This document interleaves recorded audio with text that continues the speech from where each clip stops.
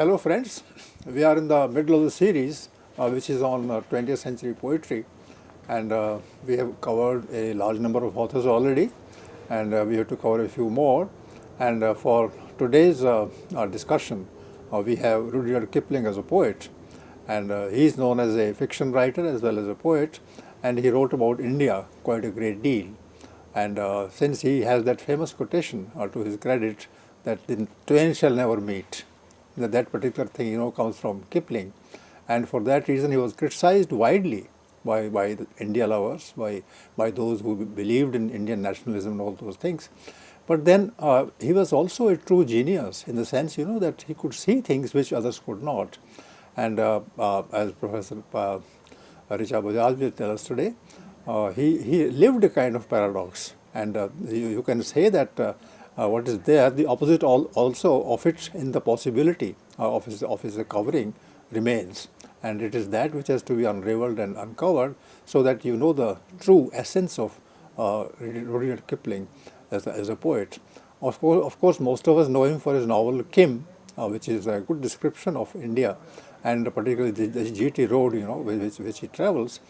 And he has lots of things to say about India, and he's a very honest author. You can disagree with him, you can criticize him, you can also feel sometimes disgusted by what he says, but then he makes a point, and in that pointedness lies his relevance to us. So without more discussion about Kipling myself, I request Professor Richa Bajaj, who teaches English in Hindu College, Delhi University, to please begin the discussion, make a few points. Thank you, Professor Prakash. So yes, I'd like to introduce today Kipling as a poet. Although primarily he was a journalist, and he worked in India, in fact, as a journalist. He was born in India, and he's a short story writer, we know that too, but he's also a poet. And today we'll look at some of his poems and discuss how Kipling's verse projects his projects this kind of contradiction that is there in him as a literary man. So, and to understand that, I think it's important we also understand his life and journey, in the sense that his immediate background in a way has a lot to do with how he finally is able to talk about the various themes in literature, including the East and the West. And I'll focus on these before I actually also take up one of his well-known poems called If. So we'll have a discussion around the poems of Kipling today. But before we do that, I'd like you to understand how Kipling, what is the kind of historical background that he had, and the context that defines the man. So in a way, you would know that Kipling, of course, was born in India. He was born in Bombay, in colonial Bombay, that is, or Victorian Bombay if you'd like to call it, in 1865, and spent his early years in the country before he was being actually sent to England for further education in 1871. So the first 6 years of his life were actually spent in Bombay with nannies as help. He heard their rhymes, nursery rhymes. He imbibed all that was Indian there, and in fact, in one of the places, he says that, we with the nannies, we always conversed in the vernacular, but and the nannies would tell him, now it's time to go to mama and papa's to speak in English. And he said that then one had to translate that vernacular into English, into this kind of and that kind of hesitation that came along with it. So already you can see, as a young boy of 6, he's grounded in Indian reality.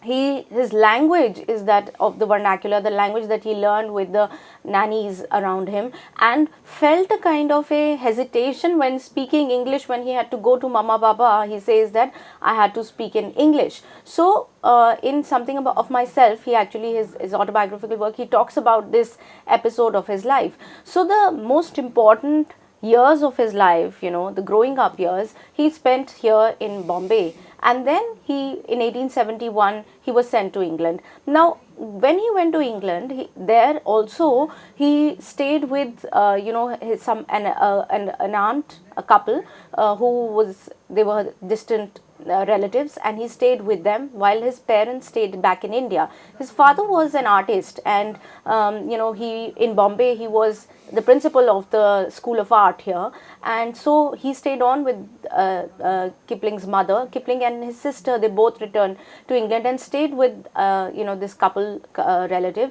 and he says that he had the most harrowing experience over there, again referring to those years that were searing for him in many ways, that he could not this phase was most miserable phase of his life. So the kind of I'd say alienation from the family, because a larger role had to be played, or because his parents chose to stay in India. This is a kind of a grudge that he bears, but also understands the plight of young children having to stay without parents, and this gets somehow reflected also in his works. I'll speak about it when we talk about his poem. But he stayed there in England, got his education, but soon enough it was evident that his parents didn't have enough money to send him to Oxford on scholarship, so they decided to get him a job, and he returned to India in 1882 and secured a job as an assistant editor and at a Lahore newspaper, the Civil and Military Gazette, where he learned to hone his skills and contributed to the stories and verses in the paper. So this is a very interesting period when he's working as an editor, he's reporting, he's also writing fillers. So in a way, his journalistic skills get honed in this particular period. Later from Lahore, he moved to Allahabad, where he joined the parent company of the same paper. It was a larger paper. It was called the Pioneer. And it is in this period where he also wrote more editorials, and this is the period when he also begins to write and publish short stories, and he's become a famous person. So he gained fame as a short story writer and poet at this particular time when he was in Allahabad, and then he decided that maybe it's time for him to go back to London and build his literary career, because London was the literary hub in England, and he decided in 1889 to leave India and go to London. So, but the point is, you can already see the stints that he kept making, of coming. He keeps coming back to India, then feels restless enough to leave it because he wants to see the world outside. So, and when he reached England, there were already publishers who wanted to publish his stories and poems. By 1890, he had already become a kind of a famous figure, and a lot of people say that 1819 is actually the Rudyard Kipling year, because that's when his stories and poems are read and he's appreciated for them.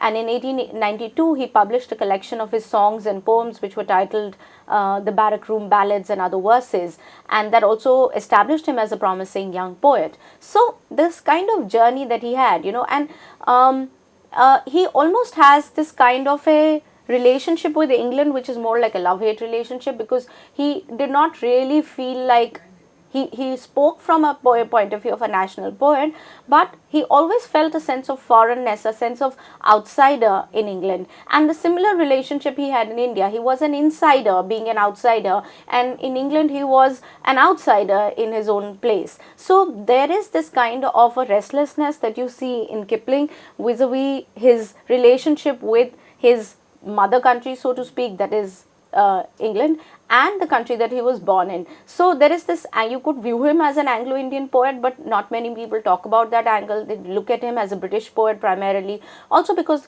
the kind of conscious choices he made to speak on behalf of British imperial power and the venture as such. But having said that, he was traveling around the world. He decided to leave England. He moved around the world. When he got married with his wife, they moved to America, and he stayed for a very long period in America. And this is the period when his children were born, and he loved his place there. In fact, they built a place and the name that he gave to that house was Naulakha.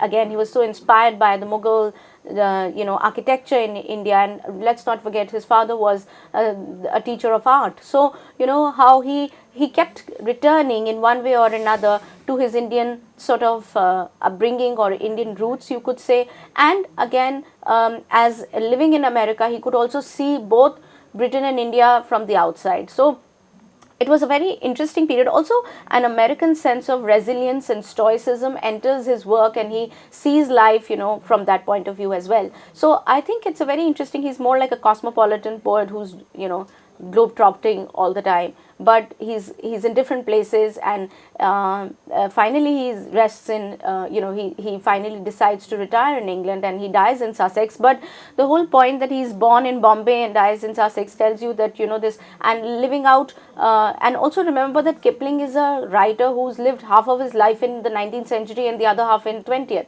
This is also the period that at the turn of the century, for British Empire, this, he's able to see the rise of the British Empire, but also the decline, because very soon, when he dies in 1936. I mean, his period is from 1865 to 1936. 1865, when India is very officially under the control of the British rule, and has, the Victorian sensibility, the Victorian Bombay sensibility is already present there. 1936, we just short of, say, 9 years before India becomes independent, right? So he has already seen this kind of a journey of the British Empire vis-a-vis the colonies, and how they rose to fame, and the whole kind of white man's logic that he builds on also diminishes by towards the end of his life. So in many ways he is a writer. If you want to understand the history of a period, if you want to understand the East and the West, or Britain's relationship with its colonies, and Britain's relationship with both America and India, I think he's an author that you could constantly go to build your own understanding of the period. How would you look at it? Well, you already given a very useful background to the sensibility of this writer, because he is, as you say, a cosmopolitan genius, a cosmopolitan sensibility. He's born in India, and he also spends most of his early time here. He goes to England, as you say, as an outsider, and that is the paradox that I had in mind in the beginning itself. And I think that gives him a vision which is internationalist vision. Even though he has his preferences, he may, love-hate relationship is one thing that he has with India, and that is to be kept in mind. And I would also call him, and I would like you to react to that, whether he is a literary historian, because he's talking about the locale where he spends his time, either in Bombay or in India in general, in Lahore, in Allahabad, you say. Or he's so much, a lover of detail that he carries his the architecture of India to America, where he uses it for his own house. And he's an Englishman, but he realizes that much later, and not successfully either. So I think it's a very complex personality, Yeah, and that's that what I felt. and that will make him a very interesting poet. Also because, remember that, when he stays in England with his aunt, so the period that he stays in India is, he really is fond of that period, and when he speaks of India and writes about India, he's full of enthusiasm, almost like a childlike curiosity that he has, and evident in the Jungle Book, the book that he is really known for. The book attained literary acclaim, and brought him success, instant success, which was published in 1894, the Jungle Book, and the second version of it, and post that he was awarded the Nobel Prize in 1907. So you find that he has a very childlike curiosity and a sense of enthusiasm, zeal when he is speaking of India. But in England, I almost felt like he had to take up the mantle of being an Englishman, because when he stayed with these relatives of his, he didn't have a good life there. He was always in a miserable condition. So I think that imagine, I read somewhere that he accepted awards from other countries, but denied awards from England. What explains that if he's an imperial poet? That when his own country tries to reward him, he denies it. He rejects the whole idea of taking any award from them. But when he's awarded outside elsewhere, he's happily enjoying that kind of victory and reward. No, this kind of ambivalence in his writing also would be, I think, affecting his selection of characters, selection of details, and in poems, his voices, with whom he identifies, with those other people he might criticize, or at least he maintains distance with. All this is going to be very interesting. Yeah, and like a kind of a critical appreciation of his, one finds that he's praised as a kind of an imperialist. And there is this person CD who in the Nobel Prize for Literature in 1907 commented while during this in this article. He said that, as an imperialist, a citizen of the worldwide empire, he is responsible for drawing tighter the bonds of union between England and the colonies. This is what this critic had to say about Kipling, that he was an imperialist really, and a citizen of the worldwide empire, carrying the word of the empire. After Disraeli, perhaps he was the one who carried forth this kind of a role. And but he was also has been criticized, for instance, by E.M. Foster, who saw Kipling's big vital empire discourse as jingoistic and limited and propagandist. So there is a sense of while he was praised for having an inwardness towards India that other writers lacked at the time, and furthering the cause of the empire, there were others who were equally critical for about him, like Dan Jacobson actually pays a kind of an exasperated tribute to Kipling when he says that he's a poet I cannot abide yet cannot stop reading.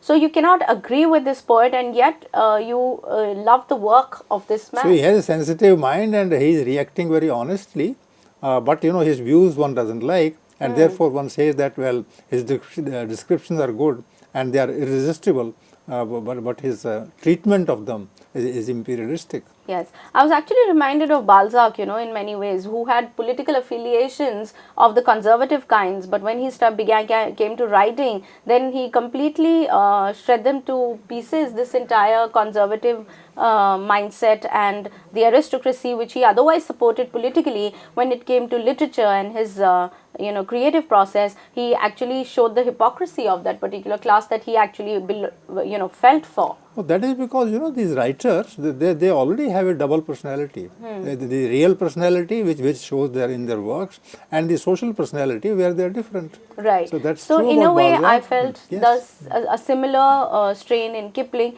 and it is also available in his critical appreciation in this sense. So Kipling, I think, and very interestingly, more importantly, I'd say Kipling appears more ironical about the imperialist dream of England and America in his poetry. And in his ballads and lyrics, he projects various shades of human endeavor and relationships. So I thought that this is something which is peculiar to his poetry, where he's able to look at the hypocrisy also of the white man's burden. And this is a poem of him which is absolutely there's a lot of controversy around this poem, which is titled The White Man's Burden. It was written in 1899, and in fact first sent to Roosevelt in America. It was written in the American background also. Now this is a highly debated poem, and very variedly understood, but Kipling speaks about the enterprise of the conquest of these colonies, but also shares the predicament of the white man's burden then.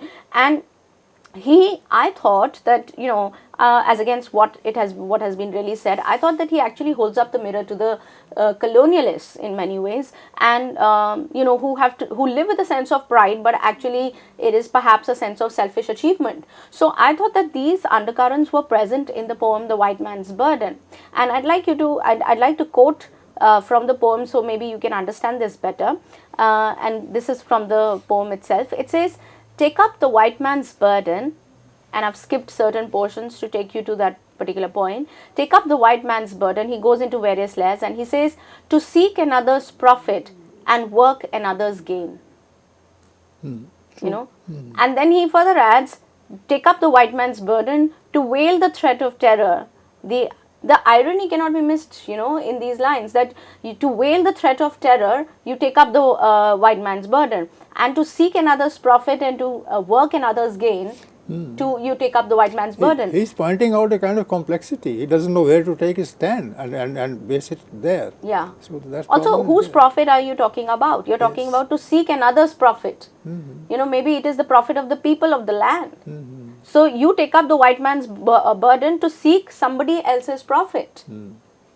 Which means that you are gaining from the resources of the colony and gaining profit which actually does not belong to you, and you call it the white man's burden. So I found it very ironic in that sense, and to work another's gain, right? So you are actually another's gain is something that you are making your own gain.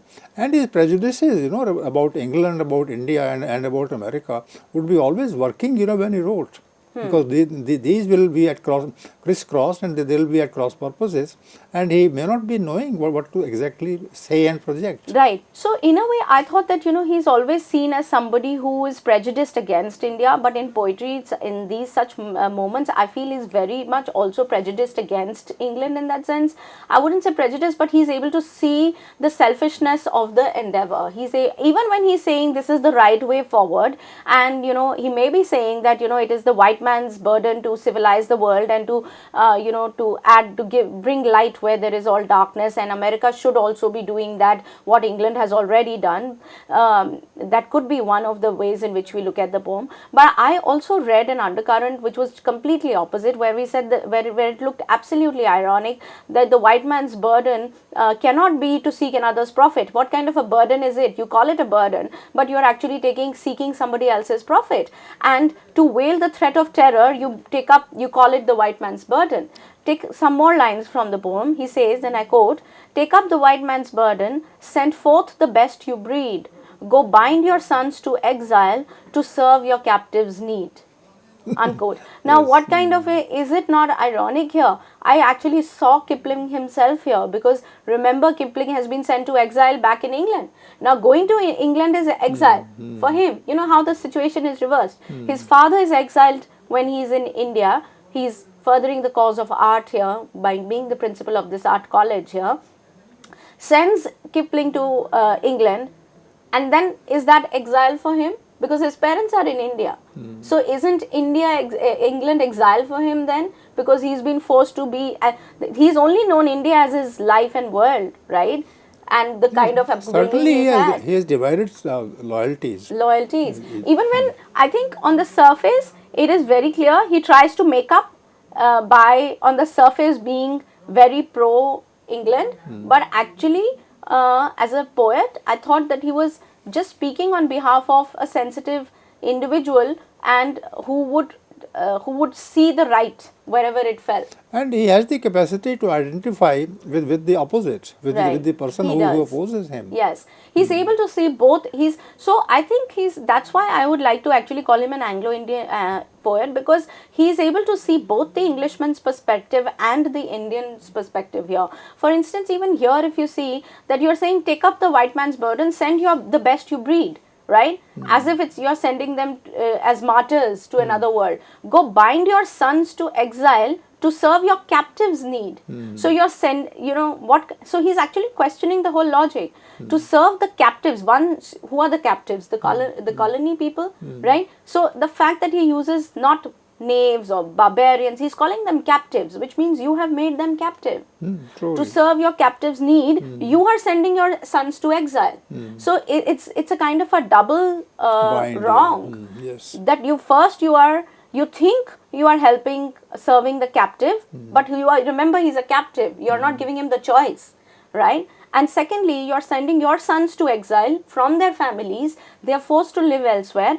So I thought it was a kind of a double critique on both England and on England, in fact. And he sees violence for what it is. It's a violence to the personality of the person who is either sent out or is kept as captive. Captive, exactly. And the violence done by Britain. Yes. So I thought that it was, you're binding your sons to exile. Who would want to do that? So it is at one level wrong that you're sending your own people away from the land, from England, and exiling them, and two, you are also doing another wrong to the captives who you think you are serving their need. So I thought this kind of abandonment and misery that Kipling himself faced, when his parents sent him to live with an aunt as they lived on in India, gets reflected in these lines as well.